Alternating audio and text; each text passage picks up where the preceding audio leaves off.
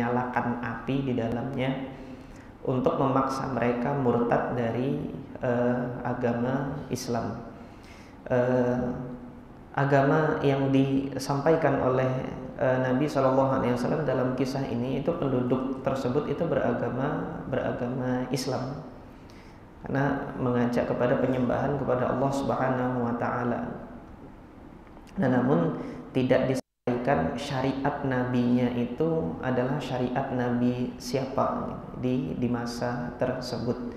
Sebagaimana kisah Ashabul Kahfi, mereka kan juga beragama Islam, namun kemudian kita tidak mendapatkan informasi atau belum mendapatkan informasi tentang syariat nabi siapa yang dijalankan oleh kaum tersebut. Yang zahir, yang nampak, yaitu mereka ini bersyariat dengan syariatnya Nabi Musa alaihi salatu wassalam. Itu yang nampak. Tetapi kemudian informasi yang lebih lengkapnya, ini saya pribadi belum mendapati syariat Nabi siapa yang mereka laksanakan. Namun demikian, karena Nabi Muhammad SAW yang menyampaikan kisahnya tersebut, kisah Ashabul Ukhdud, dan kemudian di dalam Al-Quran ketika menceritakan kisah Ashabul Kahfi, orang-orang soleh yang diceritakan di dalam Al-Quran itu semuanya adalah agama Islam, karena Allah Subhanahu wa taala tidak menerima agama manapun kecuali Islam. Inna dina 'indallahil Islam. Ini yang Allah tegaskan di dalam Al-Quran. Nah, dari kisah Ashabul Ukhdud ini ada beberapa pelajaran yang bisa kita ambil. Yang pertama adalah kesabaran penduduk dari negeri yang rajanya itu zalim, penguasanya itu zalim. Jadi kesabaran dari penduduk untuk memegang teguh keimanan mereka di tengah-tengah dominasi kekuasaan raja yang zalim. Nah, yang demikian ini juga pernah Allah takdirkan terjadi pada Bani Israel ketika mereka itu didominasi oleh kekuasaan Fir'aun. Jadi cerita tentang umat-umat terdahulu itu yang dipaksa murtad oleh kekuasaan, dipaksa murtad oleh penguasa, ini menjadi semacam tuntunan dari Allah Subhanahu wa taala terhadap kaum muslimin, terkhusus pada saat itu bagi para sahabat Nabi sallallahu alaihi wasallam. Nah, para sahabat Nabi ketika Nabi itu berdakwah di Mekah, tentunya dominasi kekufuran itu memaksa kaum muslimin untuk murtad, keluar dari agamanya. Nah, oleh karena itu Allah Subhanahu wa taala menurunkan ayat-ayat yang menceritakan tentang bagaimana umat terdahulu itu juga disiksa, dipaksa. Namun mereka tetap bersabar dan memegang teguh keimanan betapapun kemudian paksaan yang terjadi pada diri mereka. Oleh karena itu nanti jamaah sekalian yang dirahmati oleh Allah, kalau melihat di dalam Al-Quran nanti kisah-kisah yang menceritakan tentang penyiksaan terhadap umat terdahulu yang memaksa mereka itu untuk kafir, ini kebanyakan disebutkan oleh Allah di dalam surah-surah Makkiyah. Surah Makkiyah itu surah yang turun di Mekah sebelum Nabi Muhammad SAW hijrah. Nah, di antara hikmahnya kisah-kisah umat terdahulu yang menceritakan tentang penyiksaan raja-raja yang zalim seperti kisah Ashabul Ukhdud ini, kemudian kisah Ashabul Kahfi, kemudian kisah Bani Israel itu ditindas oleh Fir'aun. Ini kebanyakan turunnya nanti di surah-surah Makkiyah untuk memberikan untuk memberikan satu pelajaran bagi kaum muslimin di masa dakwah Nabi di Mekah, bahwasanya bukan hanya kalian saja yang mendapatkan ujian untuk dipaksa keluar dari agama Islam. Ada umat-umat terdahulu yang bentuk penyiksaannya, bentuk pemaksaannya itu lebih dahsyat daripada apa yang terjadi di tengah-tengah kalian. Nah, di masa Nabi Shallallahu Alaihi Wasallam yang dipaksa untuk keluar dari agama dengan penyiksaan yang berat ini kalangan budak, artinya kalangan strata sosial yang di bawah. Sementara mereka yang memiliki strata sosial di atas, para pedagang, saudagar, tidak mengalami penyiksaan dalam bentuk fisik gitu. Nah, sementara Ashabul Ukhdud kemarin gitu kan, raja yang zalim ini menyiksa seluruh elemen masyarakatnya, baik dia yang merupakan orang dekatnya raja. Ketika si raja ini mengetahui dia beriman kepada ajaran yang diajak oleh anak muda kemarin itu, anak muda yang di dalam kisah Ashabul Ukhdud ini tadi mengajak beriman kepada Allah, juga disiksa oleh raja. Nah, artinya yang terjadi di masa Nabi itu, yang terjadi pada para sahabat Nabi itu belum seberapa kalau dibandingkan dengan apa yang terjadi pada zaman Ashabul Ukhdud ini. Raja ini pukul rata, siksa semuanya. Tetapi masyarakat Mekah pada saat itu penyiksaan hanya ditujukan pada elemen masyarakat yang menengah ke bawah, masyarakat miskin dan kemudian kalangan budak, yang dia memiliki kedudukan di tengah-tengah kabilahnya, tidak ada yang berani mengganggu gitu.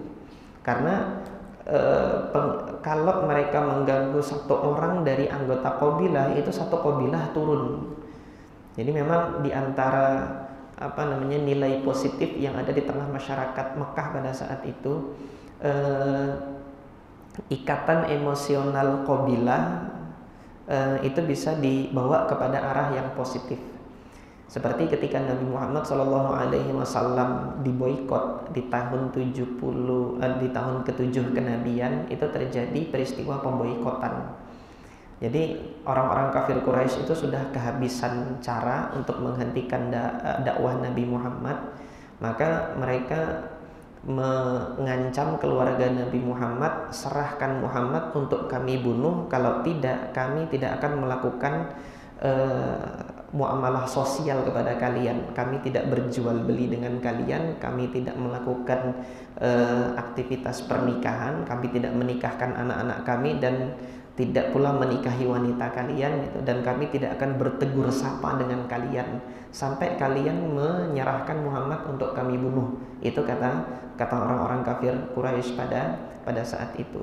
Nah, yang demikian ini kemudian oleh keluarga Nabi Muhammad dari Bani Hashim dan Bani Muttalib dijawab dengan jawaban yang tegas. Apapun yang terjadi, kami tidak akan menyerahkan Muhammad kepada kalian. Ini Bani Hashim dan Bani Muttalib pada saat itu, baik yang sudah masuk Islam maupun yang masih kafir belum masuk Islam, itu semuanya sepakat melindungi Nabi Muhammad SAW. Apapun yang terjadi, mereka mau meminta, kami hadang gitu. Nah, ini menunjukkan apa? Ada ikatan emosional qabilah. Kalau hari ini mungkin kita mengatakannya ikatan emosional kesukuan. Ada suku-suku tertentu di tengah-tengah kita, dan bahkan hampir semua suku di tanah air ini, kalau nanti ada satu orang dari anggota sukunya itu misalnya dicemooh, dihina, itu satu suku turun gitu kan untuk membela. Ini sebenarnya satu nilai positif, yaitu ikatan emosional untuk membela orang yang dizolimi gitu. Jadi ketika ada ikatan emosional itu diarahkan kepada hal yang positif. Nah, Nabi Muhammad SAW pada saat itu terjadi peristiwa pemboikotan di Mekah. Orang-orang Mekah kan tidak berani untuk menyentuh Nabi Muhammad gitu, karena masih ada pelindung. Nah, kalau dibandingkan dengan kisah Ashabul Ukhdud tadi itu, ketika raja sudah mengeluarkan titah begini, siksa ya siksa, nggak ada yang melindungi pada saat itu kecuali Allah Azza wa Jalla. Nah, ini tentunya yang terjadi di masa Nabi pada saat periode Mekah ini belum seberapa jika dibandingkan dengan ujian umat terdahulu. Oleh karena itu nanti akan kita baca salah satu hadis di sini nanti, ketika sebagian sahabat itu ada yang tidak sabar dengan penyiksaannya kafir Quraisy itu kan. Baru kemudian Nabi menyampaikan umat terdahulu itu ada yang dibelah badannya, ada yang dipisahkan daging dengan tulangnya, tetapi sedikit pun tidak menggeser keimanan mereka, sedikit pun tidak mengubah keteguhan iman mereka, dan mereka tidak murtad dari agama Allah barang sedikit pun. Nah, ini kita lihat kemarin dalam kisah Ashabul Ukhdud ini, seorang ibu yang dia menggendong anaknya, sedang menyusui anaknya, sudah hendak dieksekusi, dilempar ke dalam parit yang berapi itu. Sudah hampir saja dia mau murtad karena takut dengan penyiksaan raja yang durjana itu, tetapi kemudian Allah takdirkan anaknya yang masih dalam buayan itu bisa berbicara, mengatakan, ya isbiri innaki alal haq, sabarlah wahai ibuku, bahwasanya engkau itu berada di atas kebenaran. Sehingga kemudian Allah anugerahkan bagi ibu dan anak itu husnul khotimah, wafat dalam keadaan Islam meskipun disiksa dan dibunuh oleh raja yang kejam seperti itu. Nah, jamaah sekalian yang dirahmati oleh Allah Subhanahu wa taala, apa yang terjadi pada Ashabul Ukhdud dan kemudian kepada para sahabat Nabi ketika di Mekah, ujian-ujian yang seperti itu, saya rasa belum pernah kita rasakan di sini gitu loh, dalam ujian keimanan kita gitu. Allah Subhanahu wa taala memilihkan ujian yang berbeda bagi kita dalam keimanan kita. Allah memilih bagi kita itu ujian untuk bersyukur. Ketika Allah anugerahkan negeri kita ini negeri yang aman, ada kebebasan untuk mengibadahi Allah Subhanahu wa taala. Kita tidak dihadang untuk mengibadahi Allah sebagaimana saudara-saudara kita di Palestina sana hendak sholat di Masjidil Aqsa masih dihadang. Kita tidak di sini. 5 waktu dengan bebasnya Allah berikan rasa aman bagi kita itu untuk menuju ke masjid-masjid Allah, tetapi Allah uji dengan ujian yang berbeda. Sebagian orang mungkin Allah uji dengan beratnya langkah kaki mereka menuju ke masjid, padahal sudah aman itu kalau mau menuju ke masjid Allah Subhanahu wa taala. Jadi ada ujian yang berbeda yang Allah berikan. Masing-masing dari kita akan Allah Subhanahu wa taala berikan ujian sebagaimana kalam Allah itu di dalam surah Al-Ankabut ayat yang kedua. Setelah alif lam mim itu kan Allah kalamkan, ahasiban nasu ayyutraku ayyaqulu amanna wa hum la yuftanun. Apakah orang-orang itu menyangka mereka itu akan dibiarkan begitu saja oleh Allah ketika mereka mengucapkan aku beriman dan mereka tidak diuji gitu. Tidak mesti akan Allah uji. Walaqad fatanna alladziina min qablihim, sungguh Allah telah memberikan ujian kepada umat-umat sebelum mereka. Walaqad fatanna alladziina min qablihim fala ya'lamanna Allahu alladziina shadaqu, sehingga nanti Allah kelak mengetahui siapa yang memang benar jujur dalam pengakuan keimanannya. Wala ya'lamanna al-kadzibin, dan Allah mengetahui siapa yang memang dusta dalam ucapannya aku beriman itu. Nah, sesungguhnya Allah telah mengetahui siapa yang jujur dan siapa yang yang dusta dalam pengakuan keimanannya. Allah sudah tahu. Tetapi Allah hendak menunjukkan gitu, di hadapan umat seluruhnya. Nah, sebagaimana Ashabul Ukhdud ini Allah hendak menunjukkan melalui ujian dilemparkan ke api itu, Allah mau tunjukkan ini loh hambaku yang jujur dalam keimanannya. Nah, kemudian di masa Nabi Muhammad Allah beritahu kepada dunia, kepada seluruh umat, ini loh hamba-hambaku yang sudah lulus ujiannya. Nah, dari pelajaran umat terdahulu ini tinggal sekarang kita dalam masing-masing ujian kita mohon kepada Allah Subhanahu wa taala untuk diluluskan gitu, sehingga memang benar-benar keimanan kita ini sesuai dengan apa yang kita ucapkan ketika Allah uji kita. Kisah juga ini dari biografinya salah seorang tokoh nasional kita, yaitu Jenderal Hugeng Iman Santosa. Ini nanti silahkan jamaah sekalian kalau ada kesempatan memiliki buku biografinya atau pergi ke perpustakaannya membaca buku biografi beliau ini. Jadi beliau itu kan dapat nama dari ayahnya Hugeng Iman Santosa. Nah, tetapi nanti di dalam kerja hariannya itu nama itu beliau belum mengizinkan orang untuk menulis nama lengkapnya. Tulis saja Hugeng gitu kan. Tulis saja Hugeng gitu. Kenapa kok demikian? Jawabannya setelah beliau wafat gitu kan. Jadi nanti tolong tulis di makam saya gitu kan, nama lengkap Hugeng Iman Santosa itu. Terus tulis di situ, hari ini aku telah membuktikan di hadapan Allah bahwasanya memang iman saya sentosa. Jadi kalau masih hidup belum ada jaminan iman saya sentosa, masih ada ujian terus gitu loh. Makanya beliau segala macam suap itu datang itu kan karena beliau Kapolri, Kepala Polisi Republik Indonesia itu.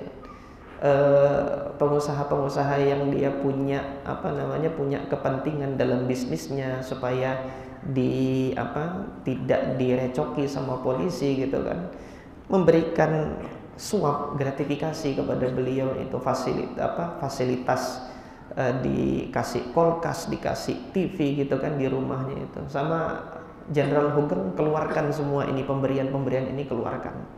Beliau menolak gratifikasi, dan kalau antum lihat biografi beliau itu bisa dikatakan itu beliau adalah polisi yang paling miskin gitu. Jadi harta kekayaannya selain dari gaji pemerintah itu beliau nggak mau menerima. Ini salah satu contoh teladan yang mudah-mudahan Allah Subhanahu wa taala juga bisa menjadikan kita semua ini imannya sentosa seperti beliau. Jadi ada ujian yang Allah berikan, dan nanti pada saat kita wafat kita baru tahu bahwasanya kita ini lulus atau tidak dalam ujian keimanan kita ini. Nah, ini pelajaran yang bisa kita ambil dari kisah Ashabul Ukhdud ini. Kemudian hadis yang selanjutnya, hadis yang ketujuh di dalam kitab Riyadhus Shalihin ini adalah hadis Anas ibn Malik radhiyallahu taala anhu. Beliau meriwayatkan dari Nabi, menceritakan satu kejadian di masa Nabi Shallallahu Alaihi Wasallam tentang adanya seorang wanita yang menangisi anaknya itu dikubur. Anas bin Malik menceritakan, marran Nabiyyu Shallallahu Alaihi Wasallam bimra'atin tabki 'inda qabrin. Rasulullah itu melewati seorang wanita yang menangisi anaknya itu di kuburan. Faqal, maka Nabi mengatakan, ittaqillah wasbiri, bertakwalah kepada Allah dan bersabarlah. Nabi menasihati wanita yang menangis tersebut dengan menyampaikan bertakwalah kepada Allah dan bersabarlah. Faqalat, maka wanita ini tadi marah, tersinggung. Dinasihati seperti ini tersinggung beliau, mengatakan ilaika anni.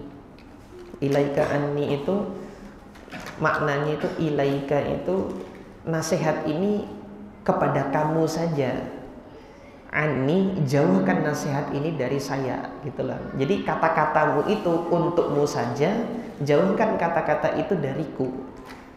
Urus urusanmu sendiri, nggak usah urus urusanku. Itu bahasa yang sering kita dengar di tengah-tengah masyarakat kita. Kalau ada seseorang sedang sedih, terkena musibah, terus kemudian dinasehati, biasanya mengatakan urus urusanmu sendiri saja kan gitu.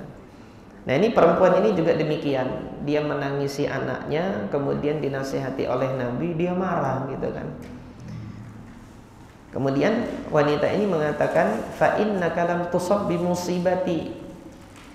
Kamu itu belum mendapatkan musibah sebagaimana musibahku ini gitu kan. Nah, biasanya kalau di masyarakat kita ucapannya itu kan, ente belum ngerasain sih gitu kan. Sakitnya tuh gimana gitu kan. Biasanya seperti itu. Nah, si wanita ini enggak tahu kalau ini Rasulullah gitu. Walam ta'rifhu. Ini wanita ini enggak tahu kalau bahwasanya yang menasihati ini adalah Rasulullah Sallallahu Alaihi Wasallam. Jadi seperti itu. Kalau beliau tahu, ya mungkin nggak akan mengatakan dengan kata-kata kasar seperti ini. Tetapi Nabi SAW dengan perlakuan kasar wanita ini tadi sudah, Rasulullah diam, tidak melanjutkan nasihatnya dan membiarkan wanita ini. Baru setelah Nabi berlalu lewat, dikatakan kepada wanita tadi, faqila laha innahun nabi, itu Nabi Rasulullah, kamu kok ngomongnya begitu gitu kan. Maka kemudian wanita ini menyesal, iya kah Rasulullah kah? Ketika menyesal, beliau, wanita ini tadi datang menemui Nabi, fa'atat baban Nabi. Beliau datang ke rumah Nabi SAW, minta izin untuk bertemu dengan Nabi. Ketika sampai di pintu rumah Nabi, falam tajid indahu bawabin. Perempuan ini tidak mendapati adanya pengawal.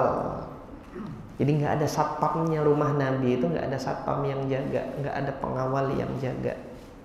Dulu ketika awal-awal hijrah, ada sahabat Nabi yang mendedikasikan dirinya untuk menjadi pengawal pribadi Nabi 24 jam. Namanya adalah Sayyiduna Zubair ibn al-Awwam radhiyallahu ta'ala anhu. Di samping Zubair bin Awwam ini adalah yang pertama kali masuk Islam, Zubair bin Awwam ini juga keponakannya Ibunda Khadijah radhiyallahu ta'ala anha. Jadi malam-malam itu beliau membawa senjata lengkap itu berjaga di rumah Nabi, khawatir akan terjadi sesuatu pada Nabi SAW setelah hijrah. Melihat stabilitas keamanan pada saat itu belum stabil, belum mencapai titik yang baik pada saat itu.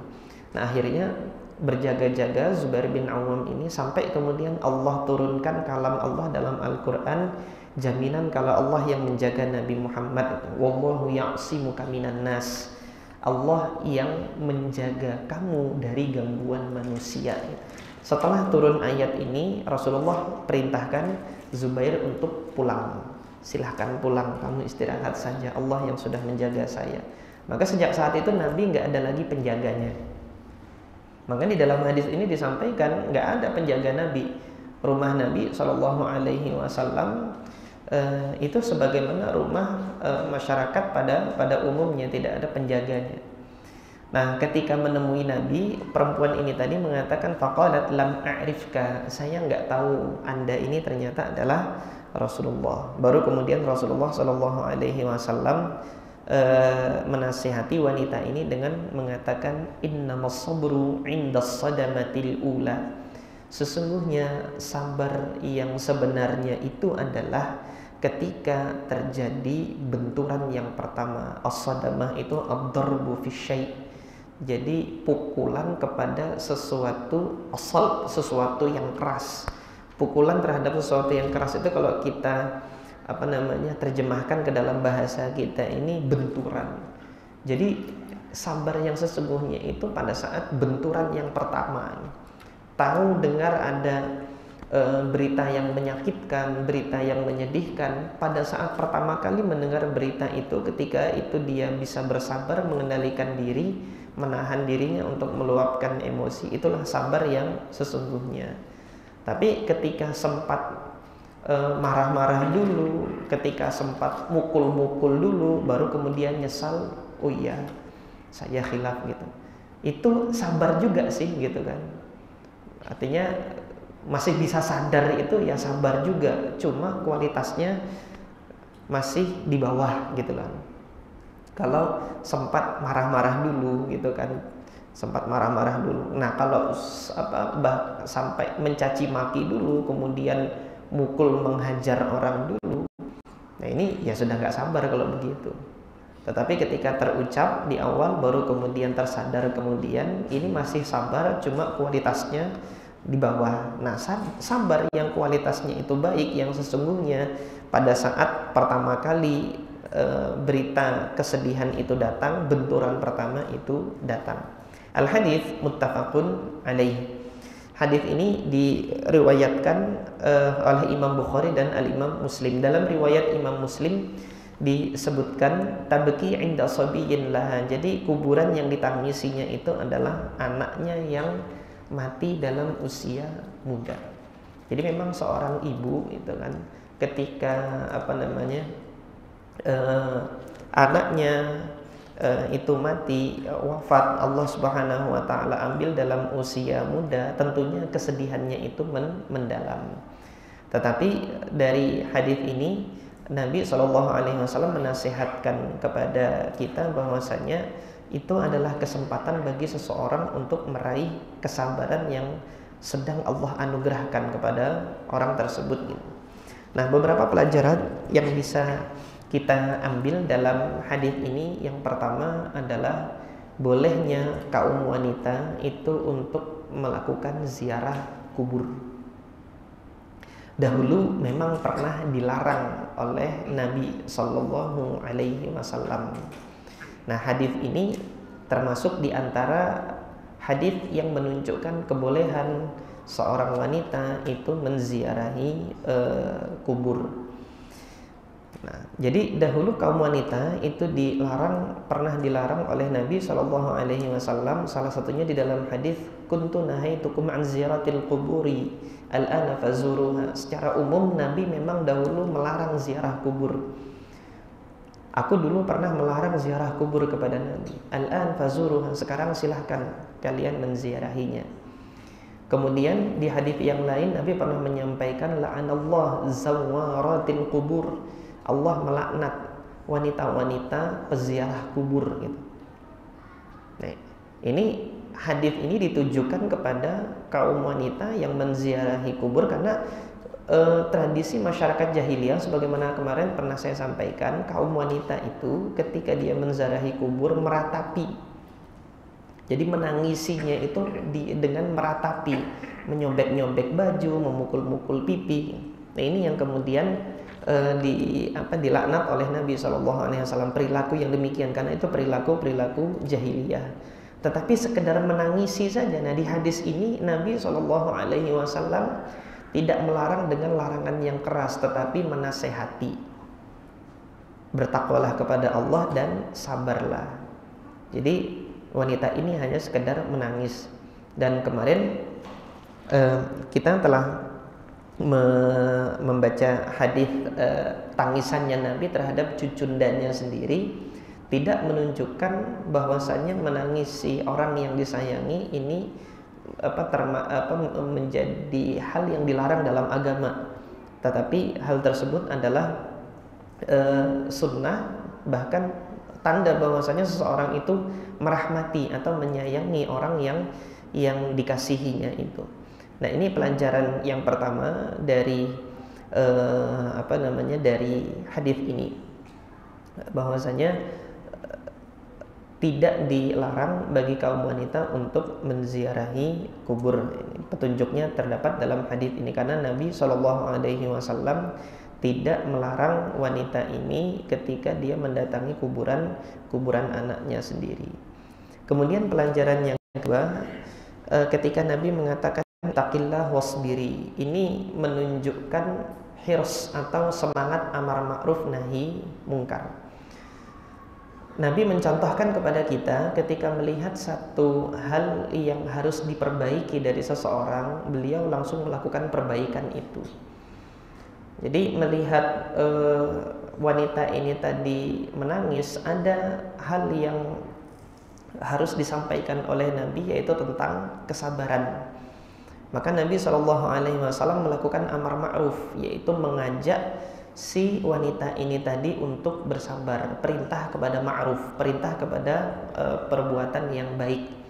Ini menunjukkan Nabi Muhammad adalah sosok yang paling teguh dalam melakukan amar ma'ruf nahi mungkar. Dan kemudian nahi mungkarnya di mana? Jangan sampai tangisannya ini nanti berlanjut sampai kepada meratapi. Yang mana meratapi itu tangisan yang kemudian menjadi-jadi itu terlarang dalam syariat.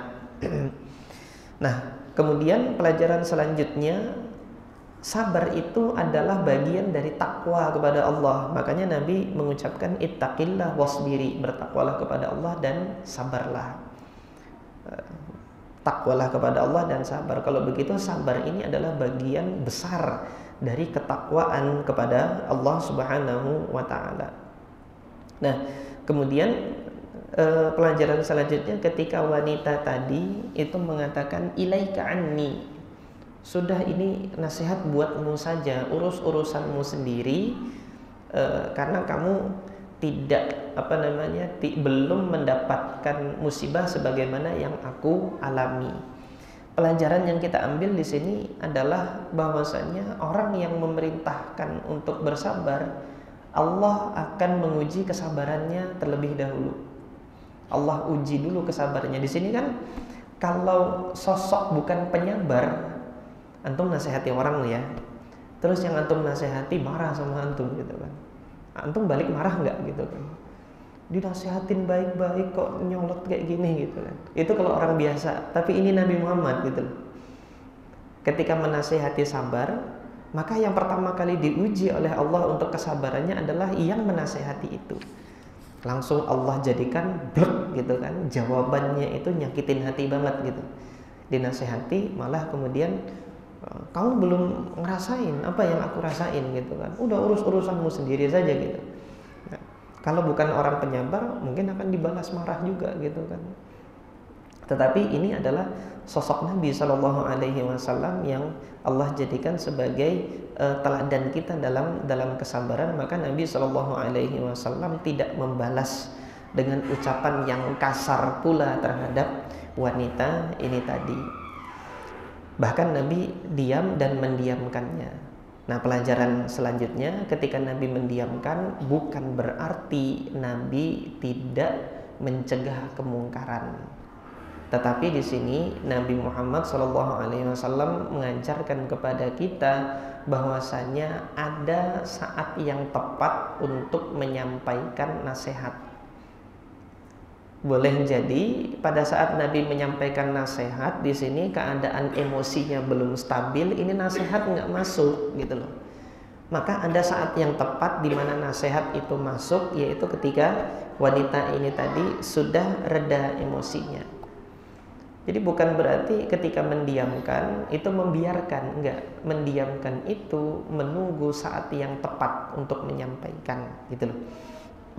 Nah, maka dalam hal ini mungkin bagi kita orang tua gitu, bagi kita yang para suami gitu kan, yang Allah berikan tugas untuk mendidik, mengasuh, memimpin gitu. Ada kalanya ketika kita memimpin menyampaikan satu pesan yang diperintahkan oleh Allah, orang yang kita nasihatin ini belum mau menerima pada saat itu gitu kan. Nah, ini kita harus melihat juga, boleh jadi saat itu orang yang kita ajarin itu memang belum siap. Maka mudah-mudahan ada saat yang tepat untuk menyampaikan, dan maka sampaikan lagi. Jadi dalam hal ini Allah Subhanahu wa taala juga menguji kesabaran kita tentang berhenti atau tidak melakukan amar ma'ruf nahi mungkar gitu. Ketika orang yang dinasihati tidak kunjung menerima nasihat kita, apakah kita kemudian lantas berhenti tidak menasehati? Ya sudahlah, biarin aja, itu urusannya dia gitu kan, mau dia jadi durhakakah tidak durhakakah. Nah, ini berhenti dari amar ma'ruf nahi mungkar. Tetapi Nabi SAW di sini mengajarkan kepada kita mendiamkan itu berarti menunggu waktu yang sekiranya tepat untuk menyampaikan suatu nasihat.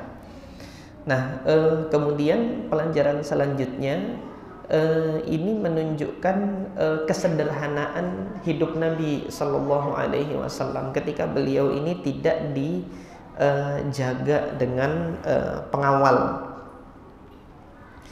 tidak dijaga dengan pengawalan yang ketat, nggak ada penjaga khusus. Ini menunjukkan siapapun yang memiliki keperluan dengan Nabi Shallallahu Alaihi Wasallam silahkan langsung hubungi beliau.